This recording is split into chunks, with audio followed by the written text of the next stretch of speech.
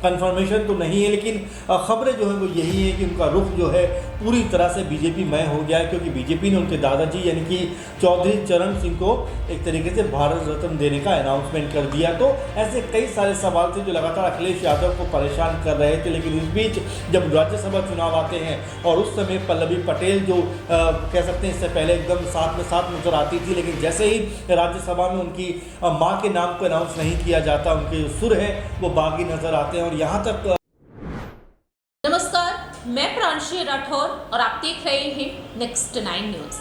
स्वागत है आपका हमारे खास प्रोग्राम सियासी सच में। हमारे साथ इस वक्त मौजूद हैं हमारे सहयोगी अमन जी। सबसे पहले सर आपका बहुत बहुत स्वागत है।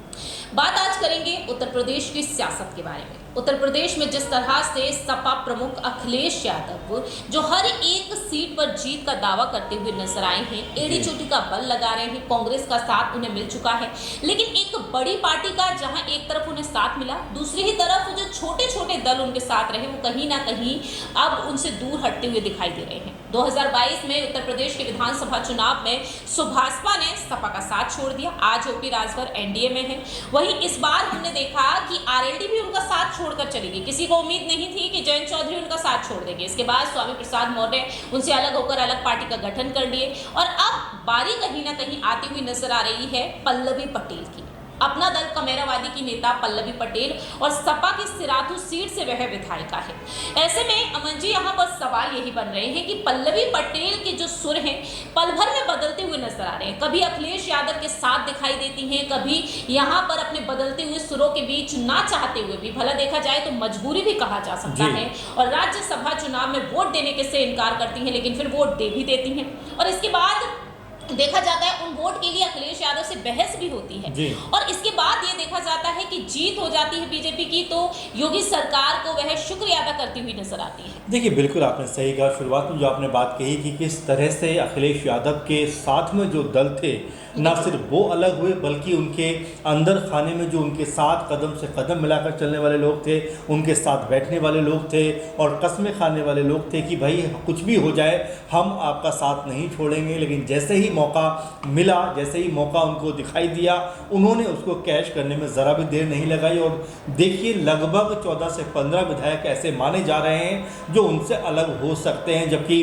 क्रॉस वोटिंग की ही संख्या अगर देखा जाए तो लगभग 8, 9, 10 के आसपास रही। तो ये बताता है कि अखिलेश यादव के साथ में रहने वाले लोग भी क्या उनसे कतराना शुरू कर दिए हैं। इसके अलावा आपने जिक्र किया कि ओपी राजभर जो 2022 में उनके साथ लड़े, 6 सीटें भी उनके पास में आई, लेकिन जैसे ही उनको भी लगता है कि बेहतर भविष्य बीजेपी के अंदर मौजूद है तो क्यों ना अपने आप को वहाँ पर लेकर चला जाए, क्योंकि यहाँ पर बैठे रहने से हमारा भला नहीं होने वाला। इसीलिए उन्होंने बीजेपी का दामन थाम लिया।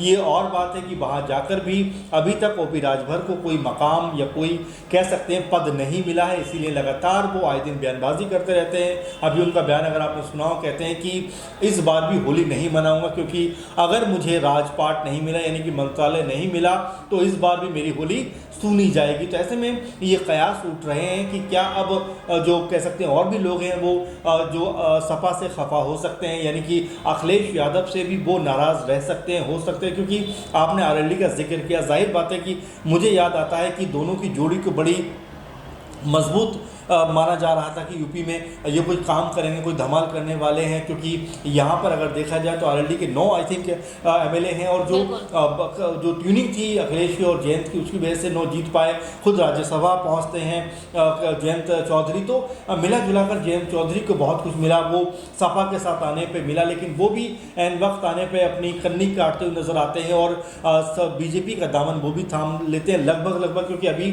कन्फर्मेशन तो नहीं है, लेकिन खबरें जो वो यही है कि उनका रुख जो है पूरी तरह से बीजेपी मय हो गया है, क्योंकि बीजेपी ने उनके दादाजी यानी कि चौधरी चरण सिंह को एक तरीके से भारत रत्न देने का अनाउंसमेंट कर दिया। तो ऐसे कई सारे सवाल थे जो लगातार अखिलेश यादव को परेशान कर रहे थे, लेकिन इस बीच जब राज्यसभा चुनाव आते हैं और उस समय पल्लवी पटेल जो कह सकते हैं इससे पहले एकदम साथ में साथ नजर आती थी, लेकिन जैसे ही राज्यसभा में उनकी मां के नाम को अनाउंस नहीं किया जाता, उनके सुर है वो बागी नजर आते हैं। और यहाँ तक खबरें हैं कि जिस दिन चुनाव था उस दिन भी सपा के जो मुखिया है अखिलेश यादव, उनके साथ में उनकी अच्छी खासी बहस देखने को सुनने को मिली है। तो ये मिला जुला कर कहा जा सकता है। यहाँ पर अमन जी, पल्लवी के जो सुर बदल रहे हैं, जैसा कि आप कह रहे हैं, अपनी मां के लिए वह कहीं ना कहीं नाराज होती हुई नजर आई, लेकिन इसके बाद ये कहा जा रहा है कि विधान परिषद की 13 सीटों पर अब चुनाव होंगे, जहां से विधान परिषद की सीट पर उनकी मां कृष्णा पटेल को उतारा जा सकता है। तो क्या यहाँ पर पल्लवी को मनाए जाने की कोशिश की जा रही है? अगर ऐसा है तो क्या वह मान जाएंगी? देखिए बिल्कुल, और जाहिर बात है, देखिए मानना ही पड़ेगा, क्योंकि अगर आप बीजेपी कुनबे में जाएंगी,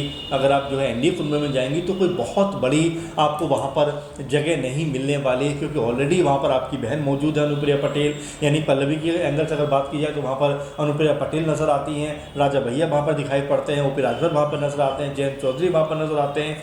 तो ये जो स्थिति है वो उनको समझ में आ रही है कि अगर वो सपा छोड़कर अगर बीजेपी खेमे की तरफ जाती भी हैं तो उनको कोई बहुत पॉलिटिकल फायदा नहीं मिलने वाला है। यही सोचकर शायद वो अपने कदम पीछे खींच रहे हैं। लेकिन मैं जो बात कह रहा था प्रांची, ये कह रहा था कि जितने भी उनके सहयोगी लोग थे लगातार उनका साथ छोड़ रहे हैं। अब आप देखें इतने सारे विधायक उनके पास से जाने वाले हैं। वहीं अगर बात करें स्वामी प्रसाद मौर्य, जो बड़े जोर शोर के साथ आए थे, मुझे उनका बयान आज भी याद है कि जिस तरफ मैं जाता हूँ सरकार उनकी बन जाती है। लेकिन जिस मुकाम पर वो सपा को छोड़कर गए हैं, अलग अपनी पार्टी बनाने की बात करते हैं, लेकिन साथ में ये भी कहते हैं कि इंडिया गठबंधन को मजबूत करूंगा। तो ऐसे कई सारे सवाल हैं जो अखिलेश यादव को लगातार परेशान कर रहे हैं कि क्या जो लोग उनके साथ होने का दावा कर रहे हैं उनके साथ हैं भी, या सिर्फ बाकी लोगों की तरह वो भी दिखावे का कह सकते हैं कि एक तरीके से प्रदर्शन करते हुए नजर आ रहे हैं। देखिए, जिस तरह से यहाँ पर बाकी के अन्य नेताओं की बात की जा रही है, लेकिन बात यहाँ पर पल्लवी पटेल को लेकर कर ली जाए। हाल ही में सपा के ही नेता मनोज पांडे ने अपनी बात रखी। वह कहते हैं कि उनका भी काम नहीं बन पाया और उनको आत्ममंथन की काफी जरूरत है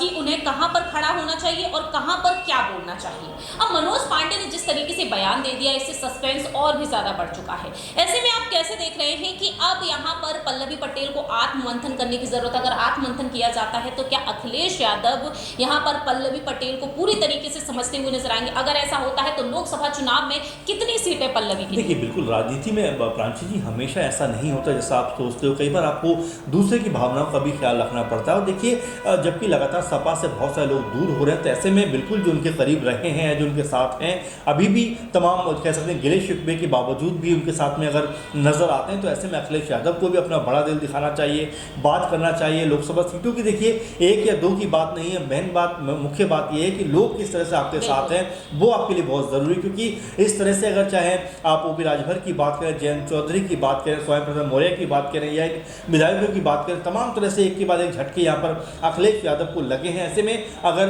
पल्लवी पटेल मानती हैं तो जाहिर बात है कि उनके लिए बेहतर होगा, क्योंकि पूर्वांचल की राजनीति में कम से कम उनको एक मौका तो होगा कि यहाँ से वो कुछ एक सीटें अपने कह सकते हैं कि हक में ला पाएं। और ऐसे में पल्लवी का सपोर्ट मेरे ख्याल से प्रांची जी अखिलेश यादव के लिए बेहद जरूरी है। आखिरी छोटा सा सवाल रहेगा, क्या वाकई में अब योगी सरकार के साथ अपना दल कमेरावादी आना पसंद करेगी या नहीं? देखिए बिल्कुल, मैं शुरू में मैंने कहा था कि ओपी राजभर जिस मकसद के साथ में बीजेपी में आए थे कि भाई बीजेपी में आऊँगा तो मंत्री बन जाऊँगा, ऐसा हो जाएगा वैसा हो जाएगा, लेकिन देखिए आज भी ओपी राजभर जो है बयान पर बयान देते हैं, दुख अपना जाहिर करते हैं। अब नहीं तो 1 महीने बाद बनूंगा, 2 महीने बाद बनूंगा, बनने वाला हूँ, लेकिन 8-9 महीने निकल जाते हैं, अभी तक भी वो उम्मीद में ही बैठे हुए। तो ऐसे में पल्लवी पटेल को भी पता है कि अगर बीजेपी खेमे में वो जाती हैं तो कोई बहुत बड़ा अचीवमेंट उनको नहीं मिलने वाला है। इसीलिए यही सब सोच कर उन्होंने अपने कदमों को रोका है।